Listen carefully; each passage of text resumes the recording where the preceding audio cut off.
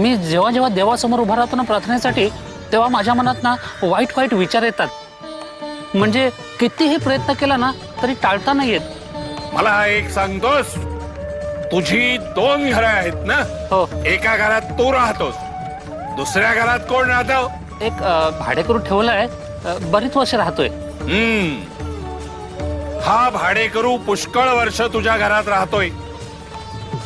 एक दिवस अचानक तू त्याला सांगितलंस, घर खाली कर, तो करेल का? नाही ना?